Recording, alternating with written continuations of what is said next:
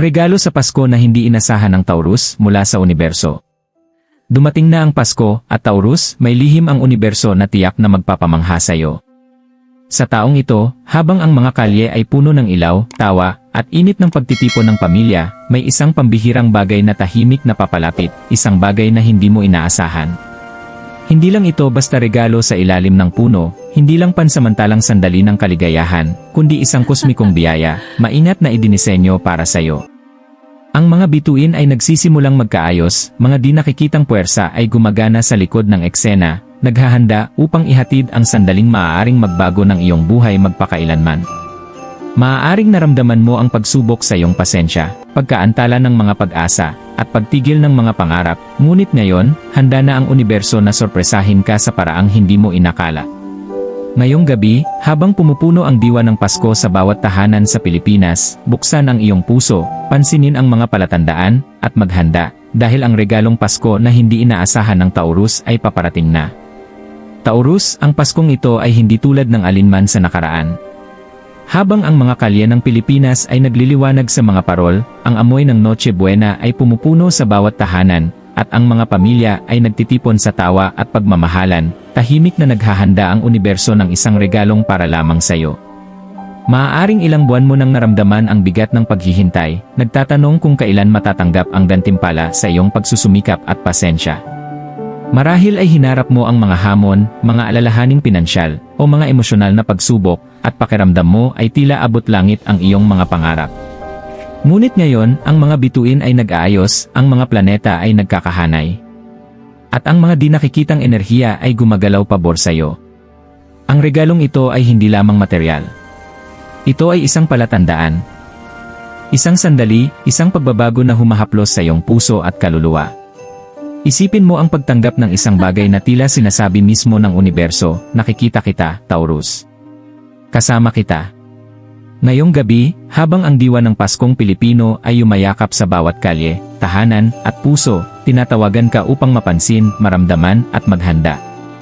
Dahil ang regalong Pasko na hindi mo inaasahan ay hindi lamang darating, ito ay nasa daan na. Taurus, tahimik na gumagalaw ang universo sa likod ng mga eksena. Sa Disyembre, ang pagkakaayos ng mga planeta ay lumilikha ng bihirang daloy ng enerhiya na direktang humahaplos sa iyong tanda. Si Jupiter, ang planeta ng pagpapalawak at mga biyaya, ay nag-aabot ng banayad na pagtulak ng mga oportunidad, habang si Venus, ang iyong namumunong planeta, ay naghihikayat ng pagmamahal, pagkakaisa, at hindi inaasahang kaligayahan. Kahit na ang mga nakaraang buwan ay tila mabagal o puno ng hamon, ang mga kosmikong galaw na ito ay naghahanda ng isang pagbabago, banayad, ngunit sapat na makapangyarihan upang baguhin ang takbo ng iyong kapaskuhan. Maaaring maramdaman mo ang paghila patungo sa mga bagong oportunidad, marahil isang sorpresa sa pinansyal, pag-usad sa karera, o isang personal na tagumpay. Madalas na bumulong ang universo bago ito maghatid, kaya bigyang pansin ang mga pagkakataon, panaginip, o biglaang pakiramdam ng kalinawan. Filipino Taurus, alam mo kung gaano kahalaga kahit ang pinakamaliit na biyaya sa Pasko, mula sa mainit na pagkain sa Noche Buena hanggang sa simpleng regalong pampamilya na humahaplos sa puso. Ngunit ang universo ay naghahanda ng mas malaking bagay, isang bagay na magpaparamdam sa iyo na tunay kang nakikita at pinahahalagahan. Ito na ang sandali upang pagkatiwalaan ang tamang oras ng iyong buhay. Kahit na tila walang kasiguraduhan, inaayos ng mga bituin ang isang regalong perpektong umaayon sa iyong mga pangangailangan at pangarap. Taurus, madalas na nakikipagkomunika ang universo sa mga paraan na tahimik, banayad, at halos mahiwaga. Maaaring mapansin mo ang maliliit na palatandaan, isang biglaang pakiramdam ng pag-asa, paulit-ulit na numero, o isang panaginip na tila mas malinaw kaysa karaniwan. Marahil ay biglang makikipag-ugnayan ang isang lumang kaibigan, o ang isang pag-uusap ay magbubukas ng bagong oportunidad. Ito ang mga bulong ng kosmos na gumagabay sa iyo patungo sa regalong paparating na. Sa Pilipinas, ang Pasko ay panahon ng koneksyon, pamilya, at pagbabahagi ng kaligayahan. Habang dinedecorate mo ang iyong tahanan ng mga parol, pinapailaw ang mga lantern, o naghahanda para sa Noche Buena, pansinin ang mga sandali na tila may kakaibang kahulugan. Ang simpleng gawa ng kabutihan, isang salita ng paghikayat, o kahit tahimik na sandali ng pagmumuni-muni ay maaaring paraan ng universo upang ipakita sa iyo na may paparating na kamangha-manghang bagay. Maaaring maramdaman mo rin ang biglaang kaliwanagan, isang ideya, desisyon, oportunidad na tila perpektong oras ang dating. Ito ang iyong kosmikong senyales. Mahalaga na manatiling bukas, pagkatiwalaan ang iyong instincts, at pansinin ang mga pagkakataong nagdadala sa iyo ng mas malapit sa iyong hindi inaasahang regalong Pasko. Kahit ang pinakamaliit na palatandaan ay maaaring magdala sa pinakapagbabagong sandali ng buhay. Tahimik ngunit tiyak, ginagabayan ka ng universo patungo sa iyong sorpresa at biyaya. Taurus, isipin mo ito, nasa iyong tahanan ka, ang banayad na liwanag ng mga parol ay sumasalamin sa mga dingding, ang amoy ng tradisyonal na pagkain Pilipino ay pumupuno sa hangin, at ang iyong pamilya ay nagtatawanan sa paligid ng mesa. Nararamdaman mo ang pagod, baka kaunting pag-aalala sa pananalapi. Kaba tungkol sa hinaharap. Pinagsikapan mo, nagtiyaga ka, at marahil ay pakiramdam mo ay hindi ka napapansin. Tila ang mga biyaya ay laging malapit na lang, ngunit hindi dumating sa tamang oras. Taurus, madalas na nakikipagkomunika ang universo sa mga paraan na tahimik, banayad, at halos mahiwaga.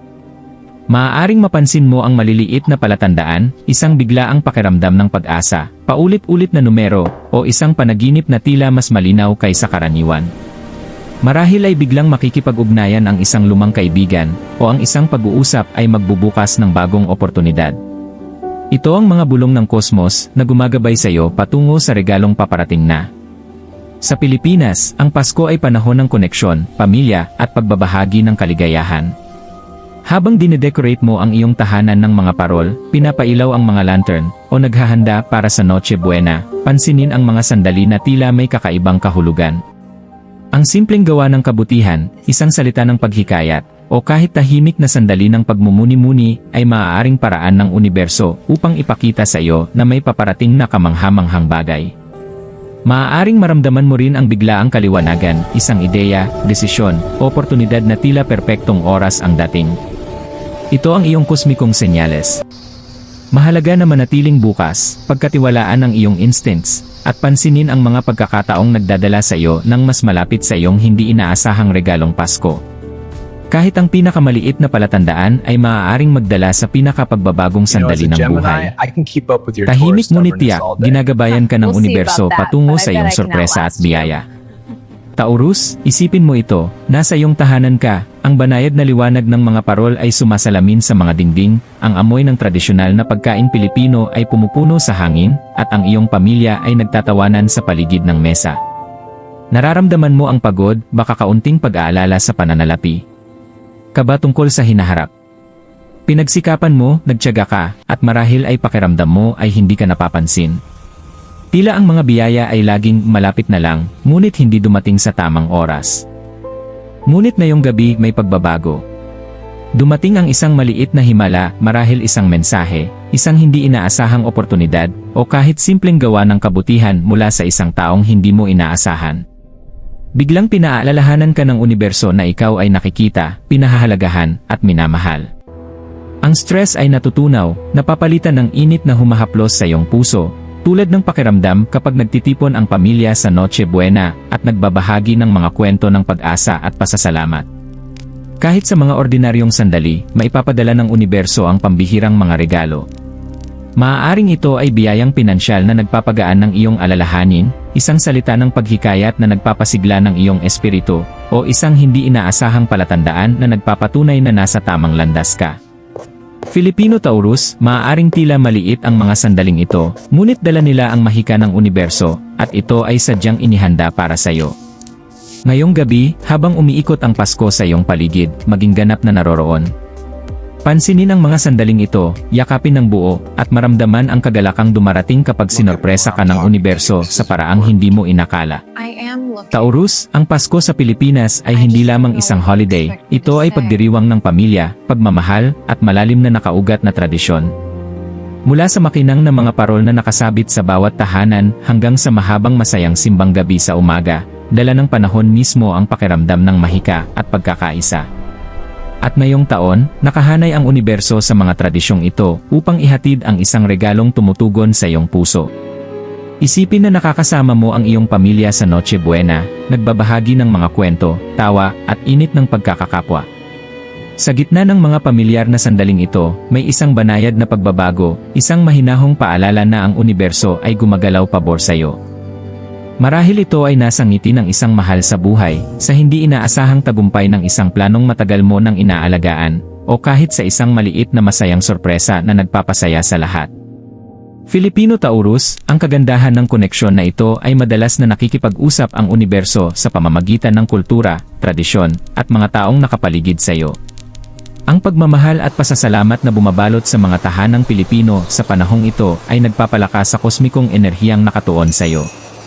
Sa pamamagitan ng pagyakap sa iyong pamana, sa ugnayan ng pamilya, at sa masayang diwa ng Pasko, natural mong binubuksan ang iyong sarili sa mga biyayang paparating na.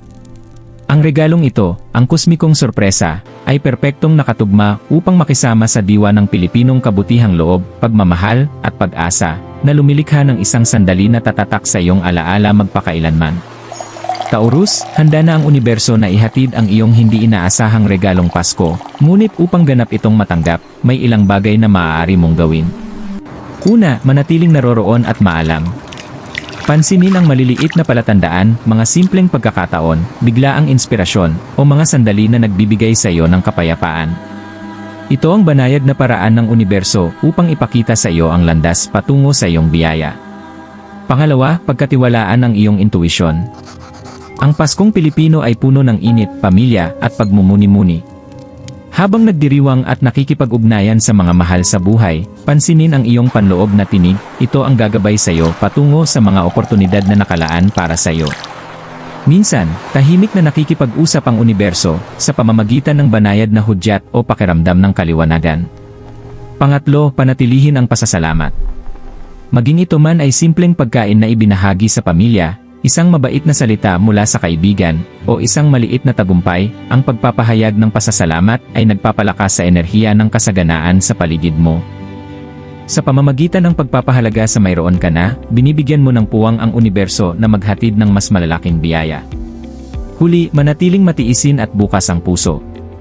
Ang regalong hindi mo inaasahan ay maaaring dumating sa isang anyo na hindi mo inakala. Yakapin ito ng may pagmamahal, kagalakan, at pananampalataya. Pagkatiwalaan na alam ng universo kung ano ang eksaktong kailangan mo at kailan, at maging handa na ipagdiwang ang himala kapag dumating na. Filipino Taurus, sa pamamagitan ng pagsasama ng kamalayan, intuisyon, pasasalamat, at pagtitiis, perpektong nakahanay ka sa kosmikong enerhiya na magbibigay ng biyaya sa iyong buhay ngayong Pasko. Taurus, isipin mo ang sandaling ito, bisperas ng Pasko, ang kalangitan sa Pilipinas ay kumikislap sa mga bituin, ang mga parol ay nagbibigay liwanag sa mga lansangan, at ang iyong pamilya ay magkakasamang nagtitipon. May marahang pananabik kang nararamdaman, isang tahimik na saya na unti-unting bumabalot sa iyo. At bigla, ito na ang sandaling matagal nang inihahanda ng universo. Marahil ito ay isang mensahe, isang tawag, o isang hindi inaasahang oportunidad na biglang nagbukas ng mga pintuang akala mo'y matagal nang sarado. Maaaring ito ay isang biyayang pinansyal na nagpapagaan ng iyong mga alalahanin, o isang taos-pusong regalo na pumupuno sa iyong puso ng kagalakan. Hindi maikakaila ang pakiramdam, isang mainit at malalim na damdamin na tila nagsasabing ang lahat ay sa wakas ay umaayon na. Sa sandaling ito, ang lahat ng paghihintay, pagtitiis, at pag-asang pinanghawakan mo ay nagiging sulit. Filipino Taurus, maririnig mo ang bulong ng universo, nakikita kita. Kasama kita. Ito ang sandali mo. Ang saya, ginhawa, at pasasalamat ay bumabalot sa iyo tulad ng liwanag ng mga parol sa bawat tahanan, banayad, mahiwaga, at hindi malilimutan. Ito ang regalong Pasko na hindi mo inaasahan, ang biyayang nagpapaalala sa iyo na palaging napapansin ng universo ang iyong puso, ang iyong pagsusumikap, at ang iyong mga pangarap. At sa sandaling ito, alam mo, tunay na alam mo, na may mahika at ito ay para sa iyo. Taurus, ngayong Pasko, ipinakita sa iyo ng universo na ang mga himala ay dumarating sa mga paraang hindi inaasahan. Ang regalong hindi mo inakala ay higit pa sa isang sandali. Ito ay paalala na nakikita ng universo ang iyong pagtitiis, pagsusumikap, at ang kabutihan ng iyong puso. Ang bawat hamon na hinarap mo, bawat paghihintay, at bawat sandali ng pagdududa ay naghatid sa iyo sa mahiwagang karanasang ito. Habang pinupuno ng diwa ng Paskong Pilipino ang mga tahanan ng init, pagmamahal, at pagkakaisa, yakapin mo ng buong buo ang biyayang ito. Ipagdiwang ito kasama ang iyong pamilya, pahalagahan ang kagalakang dulot nito, at hayaan itong magpaalala sa iyo na ang buhay ay laging puno ng mga sorpresa, lalo na kapag hindi mo inaasahan. Panatilihing bukas ang iyong puso, gising ang iyong isipan, at mapagpasalamat ang iyong espiritu. Patuloy na gumagalaw ang universo para sa iyo, Taurus, hindi lamang ngayong gabi kundi lampas pa sa panahong ito. Pagkatiwalaan ang tamang oras nito, igalang ang maliliit na palatandaan, at panghawakan ang pag-asang bawat Pasko ay maaaring magdala ng panibagong biyaya, mahika, at kagalakan sa iyong buhay. Ngayong gabi, naranasan mo ang isang regalong nagpapatunay ng isang bagay, may magagandang plano ang universo para sa iyo, at kung minsan, ang mga hindi inaasahang sandali ang nagtataglay ng pinakadakilang mga himala.